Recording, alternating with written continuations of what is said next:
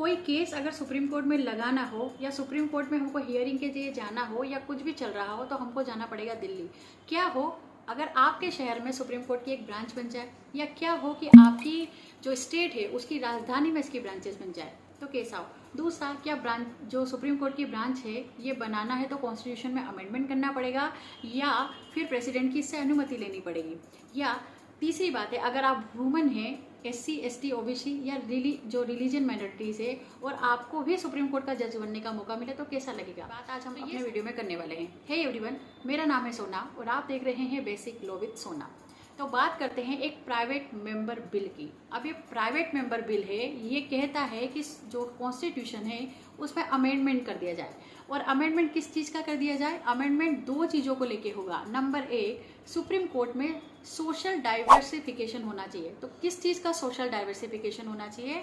कि supreme court में जो अपॉइंटमेंट होते हैं, जो जजेस की नियुक्ति होती है, उनमें क्या सोशल डाइवर्सिफिकेशन है? क्या सारी जो कम्युनिटी है, सारे सेक्ट है, ये सब प्रॉपर जो है रिप्रेजेंटेशन कर रहे हैं देश को? पहली बात। दूसरी बात ये कहता है कि सुप्रीम कोर्ट की देश में और भी ब्रांचेस होनी चाहिए, जैसे साउथ में, ईस्ट में, वेस्ट में और नॉर्थ में।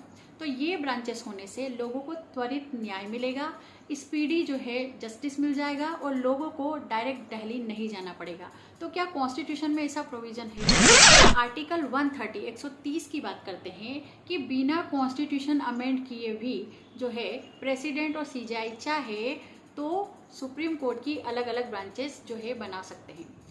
दूसरी बात ये करते हैं हम कि जो रिप्रेजेंटेशन है ये तो सबका है, क्योंकि हर कोई जो है जज बनना चाहता है, सपना देखता है जज बनने का, तो वो बन सकता है। लेकिन यहाँ बात हो रही है सुप्रीम कोर्ट के जज बनने की। तो यहाँ पर सुप्रीम कोर्ट के जो जज का अपॉइंटमेंट होता है वो होता है कॉलेजियम से। अब कॉलेजियम एक प्रोसेस होती है, इसमें CJI नाम सजेस्ट करते हैं सीनियर मोस्ट जज का, फिर कंसेंट ली जाती है प्रेसिडेंट की और फिर दोनों मिलके जो है सुप्रीम कोर्ट के जज का अपॉइंटमेंट होता है CJI का। तो ये सारी कुछ ये प्राइवेट मेंबर बिल जो है ये चाहता है कि कॉन्स्टिट्यूशन में अमेंडमेंट हो जाए।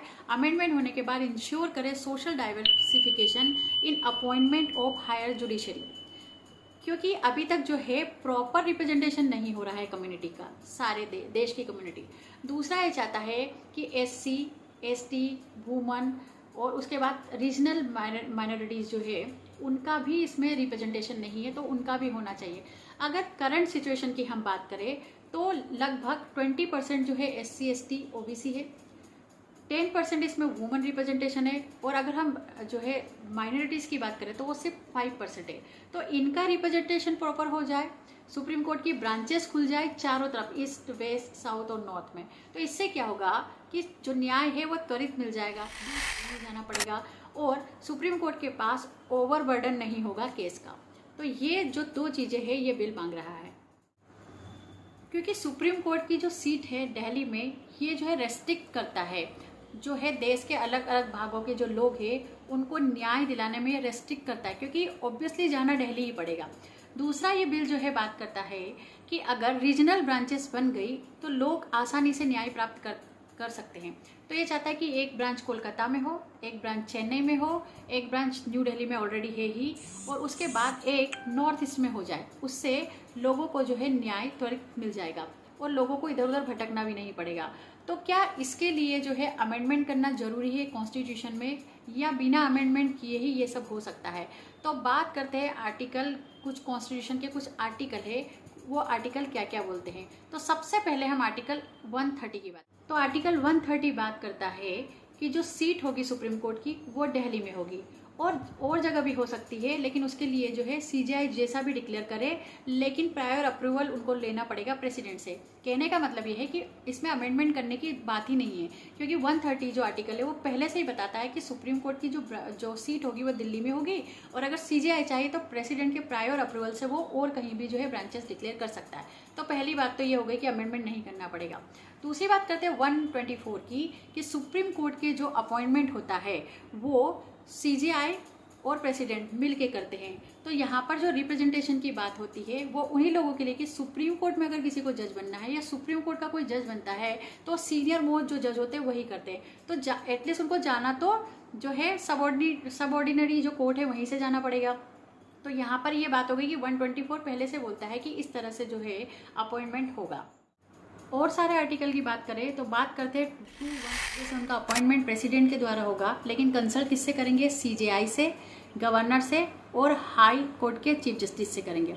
एडॉक जज का भी कॉन्सेप्ट है, तो यहाँ पर आर्टिकल 127 बात करता है कि अगर कोरम सुप्रीम कोर्ट के जज का अवेलेबल नहीं है तो CJI जो है प्रेसिडेंट की कंसेंट से हायर जो हाई कोर्ट के जजेस है उनको एडॉक बेसिस पे रिक्वेस्ट कर सकते हैं कि वो सुप्रीम कोर्ट में बैठ सकते हैं। एक्टिंग CJI आर्टिकल 126 की बात करते हैं तो 4A, article 128, article 126, article 127, article 124 और आर्टिकल 130। तो ये जो सारे आर्टिकल है ये बात करते हैं, ये कॉन्स्टिट्यूशनल प्रोविज़न ऐसे है जो सुप्रीम कोर्ट की सीट और जुडिशल अपॉइंटमेंट की बात करते हैं।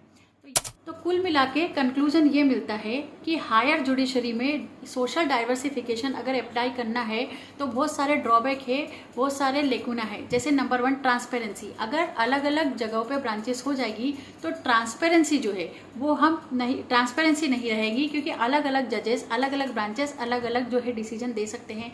दूसरी बात है अंकल जज सिंड्रोम। अब इसमें क्या होता है कि जितने भी एडवोकेट्स हैं या जजेस हैं तो कहीं ना कहीं किसी किसी के रिलेटिव्स है, तो यहाँ पर भी एक ये जो लेकुना होगा। तीसरी बात है हायर जुडिशरी में रिजर्वेशन नहीं है, there is no reservation for SC, ST and woman.